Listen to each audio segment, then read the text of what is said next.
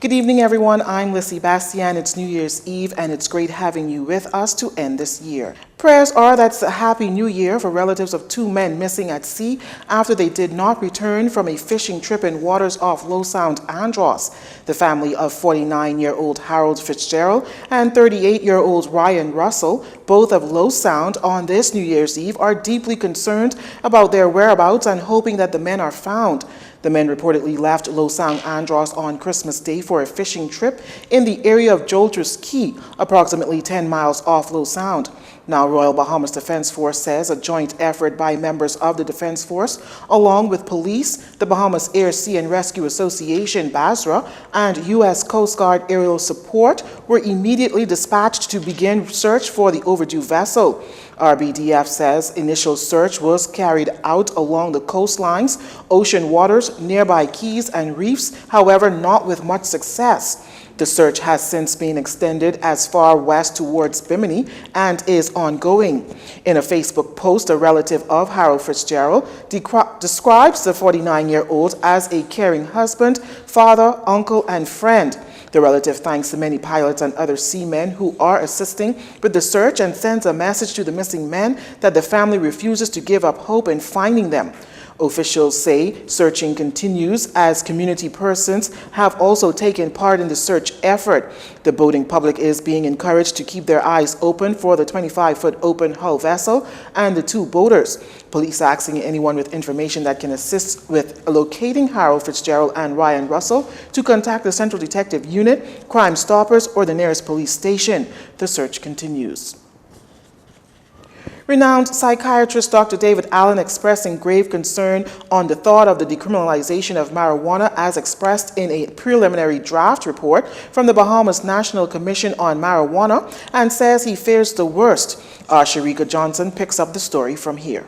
Noted psychiatrist Dr. David Allen says if marijuana is to be decriminalized, he wants the implementation of compulsory treatment programs for youngsters who may become influenced by the drug.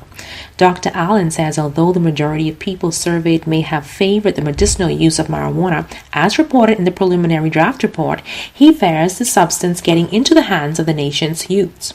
He says he has seen firsthand the negative impact of marijuana on youngsters. Yes, I understand the commission report. Medical marijuana will be legalized. It should be decriminalized. You don't want people going to jail. I'd like to have some intentional treatment for these kids.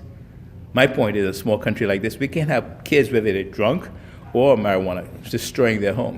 Dr. Allen adds that some young people may become allergic to the drug affected by THC, the chemical responsible for the psychological effects. A dose injection similar to an injection used for cocaine addicts, he says, can be introduced for those people addicted to the drug so that they can maintain a level of normalcy. So marijuana will be another drug which will get our children, those who are allergic to it. Now the good news is not every child is. And the sad thing in treating these kids, and you should see when they come to the office, some walk like zombies, some scream, some stand up on their head. Bizarre psychosis, but it's treatable. As for the Bahamas, Dr. Allen says the country must be prepared as it will have more issues to deal with, considering the small size of the populace. He laments the single-parent homes in the country whom he believes may suffer the greatest impact. Dr. Allen says he fears the worst. But when they're on that stuff, some of them, when they have that reaction, that dysrhythmia, what they call it, they feel they're more powerful than the mother and father. Now, if you have a mother who has two kids like that, and she's a single parent, working two jobs, she lives in hell. There's some of our parents in our little Nassau living in hell. All I'm saying, God bless the Bahamas, but also we're going to have more car accidents because people will drink and drive, and they will use now marijuana and drink and drive. So we have to increase our driving education, else we'll have more accidents. We'll have more domestic violent quarrels because people are going to what? Drink and use marijuana. We just need to be prepared.